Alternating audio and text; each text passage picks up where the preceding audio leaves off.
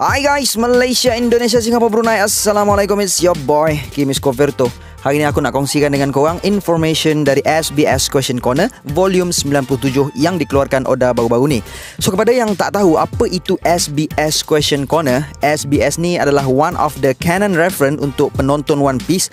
Dalam setiap volume dalam One Piece, Oda akan buka satu ruangan soal jawab antara dia dengan peminat.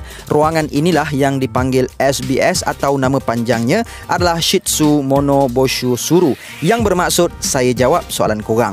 So this will be my first video reviewing tentang SBS Question Corner. Kalau korang nak aku review Question Corner yang lain, korang boleh komen kat bawah. Alright. Untuk SBS Question Corner kali ni, aku rujuk satu page yang bernama The Library of Ohara.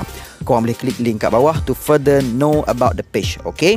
So guys, kepada korang yang masih lagi belum subscribe channel ni, aku harap korang untuk subscribe channel ni dan tekan bell notification button so that korang tak ketinggalan video-video aku yang seterusnya. Jangan lupa untuk follow IG Kimis Koverto so korang dapat update terkini dari aku. Dan kalau korang berminat untuk berkongsi teori dan borak-borak dengan aku, korang boleh join grup Telegram yang aku baru je buat tadi. Korang klik je link kat bawah. Okay.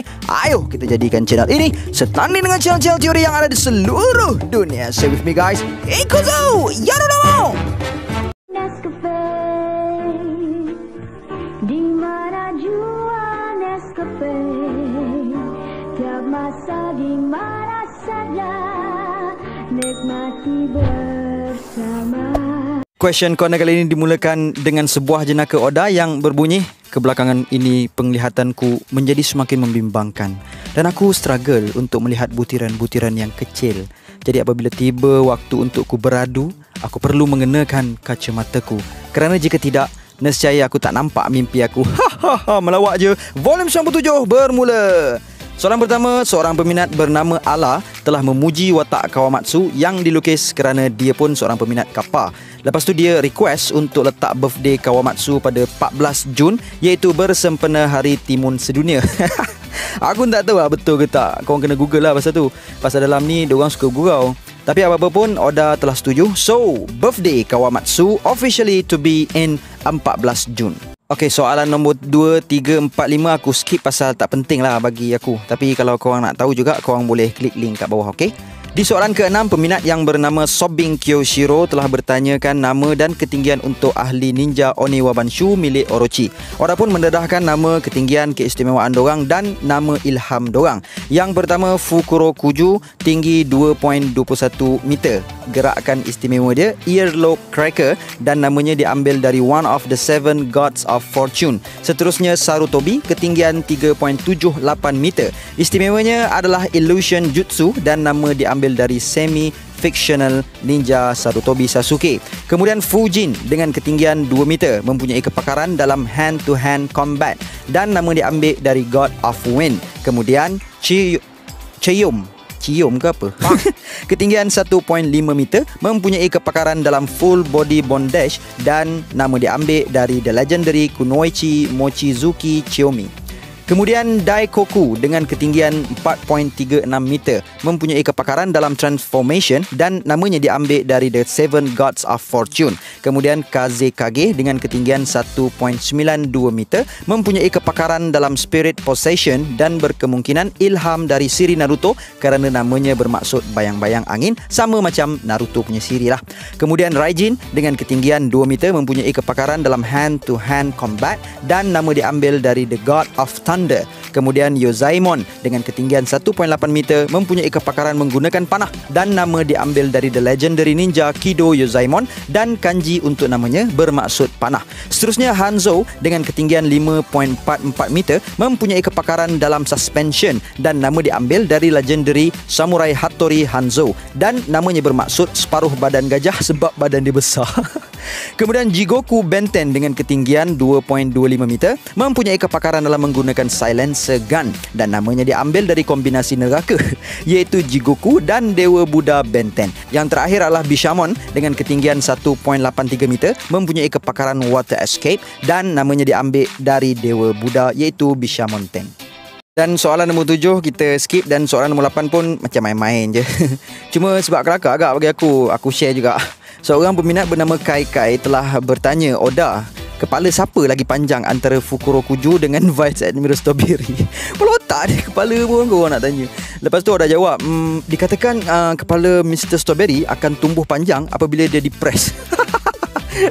Pelangguk dia. Boleh pula macam tu.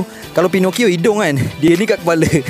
Soalan nombor 9, seorang peminat bernama Akimasa telah minta Oda gambarkan topi jerami milik Luffy dalam jelmaan manusia. Jadi Oda pun telah lukis. Kelakar tu orang ni kat dalam SBS Question Corner. Bangang ah. So inilah hasil dia. Kepala dia tu adalah luka yang dibuat oleh bagi dan ada tulisan bermaksud jerami. Soalan ke-10, peminat bernama YU bertanya, kenapa keluarga Kozuki difitnah di Wano pada ketika ini? Nasib baik ada Shinobu yang menjelaskan segala-galanya. Kemudian Oda menjawab, semua yang mempercayai atau setia kepada Kozuki family akan dibunuh oleh Orochi dan Kaido. Sementara kanak-kanak pula akan dididik dengan penipuan, brainwash, di-pressure. Dan perkara ini pun berlaku juga dalam dunia sebenar, betul tak? Itulah jawapan Oda. Soalan ke-11 yang ditanya oleh Pari Bentam, lantaklah Bentan. Dan soalan dia ni lah yang jadi viral baru-baru ni. Soalannya adalah, betulkah awak akan tamatkan siri One Piece ini dalam masa 20 tahun? Lepas tu dia cakap ramai nakama kita yang tak boleh terima penamatan One Piece. Kemudian Oda menjawab, betul, aku nak hentikan siri One Piece sebab bahagian yang paling penting dalam pengembaraan Luffy adalah apa itu One Piece, dan persoalan itu akan disimpulkan. Tapi peperangan semakin hangat di negara Wano, dan kalau Luffy berjaya berlayar dari Wano dengan selamat, akan ada pula pembangunan cerita pada skala global yang besar. Kisah yang sangat mendebarkan yang belum pembaca dan penonton saksikan. Dan aku akan melukis peperangan yang paling dahsyat yang tak pernah berlaku dalam sejarah One Piece. Benda ni sangat menarik. So apa yang aku cakap sebelum ni adalah supaya pembaca-pembaca boleh prepare secara mentally yang walau panjang macam mana pun sesuatu cerita itu, suatu hari nanti mesti akan tamat. So itu saja. Aku harap korang boleh enjoy kehangatan peperangan di Wano sementara masih hangat, dan aku akan melukis dengan seluruh tenaga aku. So dari jawapan Oda ni, apa yang aku faham adalah misteri One Piece tu akan tamat dalam masa 5 tahun lagi. Cuma lepas misteri One Piece tu terungkai, akan berlaku pula peperangan terbesar, yang mana lepas rahsia One Piece terbongkar, pengembaraan lain pula akan berlaku dalam hidup Luffy, which is the greatest war and possibly is the final war.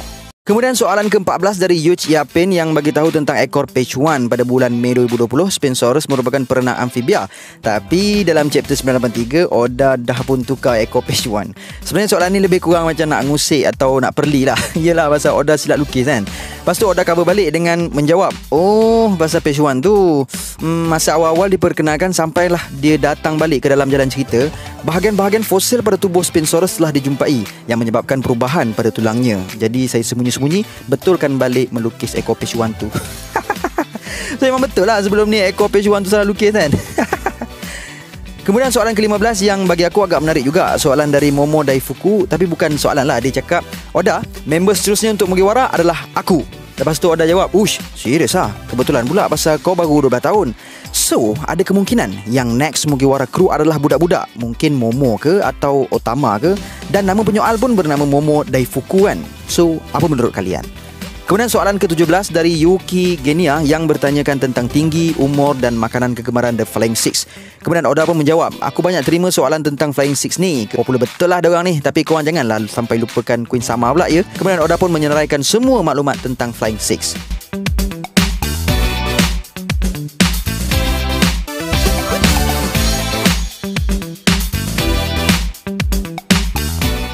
Kemudian soalan ke-18. Sekali lagi Oda diusik dengan soalan peminat bernama Toby Marine Captain Otakun.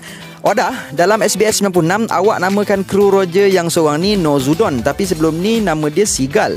So nak panggil dia apa Masa Oda jawab dia tulis macam orang tegak-gagak nak jawab. Siapa dia? Dia tu yes. Kau cakap pasal Seagull Guns Nozudon Cik, wah. Betul lah tu. Dia tak kisah pun kalau kau nak panggil dia apa. Kalau kau tak ingat nama dia pun dia tak kisah. Terpulang lah. Cantik cover. Soalan ke-19 yang mana soalan yang sama yang aku dapat masa KS Question Corner sebelum ni, which is pasal buah Devil Smile. Nasib baik Oda highlight soalan ni. Kalau tak, aku pun tak tahu nak jawab. Boleh assume je lah, boleh berteori. Soalan dari Keng Kici yang bertanya pasal bolehkah gifter berubah dari bentuk manusia ke bentuk haiwan sesuka hati mereka atau bergantung pada buah devil smile yang dimakan. Kemudian Oda menjawab ia bergantung kepada buah devil yang dimakan. Sebab tu buah artificial tak ada garanti. Mungkin kau akan dapat kuasa setengah haiwan tapi end up kau dapat seekor singa yang terlekat kat perut kau yang selalu cari pasal dengan kau. Atau mungkin badak air yang selalu akan makan kau. Jadi jawapan dia, gifter ni tak boleh tukar ke bentuk manusia dan haiwan sesuka hati. Cuma kadang-kadang gifter-gifter ni dapat keupayaan yang kuat dan berguna pasal memang nature buah smile itu macam tu, which is gamble. Kemudian soalan ke-20 dan terakhir. Seorang peminat bernama 420 Land minta Oda lukis Chopper pada masa akan datang. Jadi Oda pun melukis gambaran Chopper dalam masa 40 tahun, 60 tahun dan masa akan datang di mana Chopper dah berubah jadi jahat. Umur 40 tahun, okey, serahkan pada saya. Umur 60 tahun, kalau awak guna ni tak ada penyakit yang tak boleh sembuh. Kemudian in future, Chopper dah berubah. Mugiwara, jangan sebut nama dia depan aku. Mana dia korban tu? Bawa datang sini. Dah macam monster dah Chopper. Dan kat baju dia tertulis racun. Dan begitulah berakhirnya SBS Question Corner Volume 97. So guys, that's all untuk perkongsian kali ini. Kepada korang yang berminat untuk aku promote media sosial, Instagram, IG, Facebook, korang punya business ataupun korang punya servis, korang boleh DM IG Kimis Koverto, okay? Jangan lupa untuk follow IG Kimis Koverto untuk mendapatkan update-update terkini daripada aku. Alright guys, sebelum aku end, sedikit renungan yang boleh aku kongsikan kat sini. Satu nasihat yang aku dapat dari IG baru-baru ni, elakkanlah post masalah personal dalam media sosial. Masalah personal kita perlukan penyelesaian personal dan bukan social attention. Alright guys, until then, there is no God except Allah. Assalamualaikum warahmatullahi